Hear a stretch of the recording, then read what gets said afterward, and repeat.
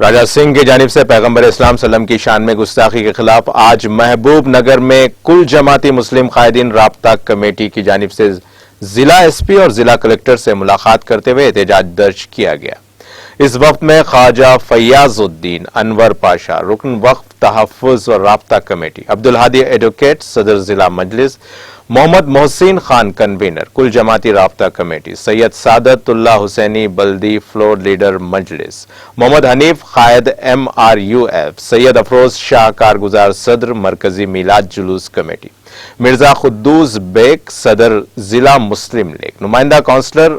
بلدیہ محمد مزمل، محمد الدین، محمد محبوب، TRS قائدین عیسیٰ عمودی، حافظ ادریس سراجی، محمد اقبال، محمد جہانگیر سابق کونسلر، ابراہیم قادری صدر PSF، محمد متین قادری، النکاح طیب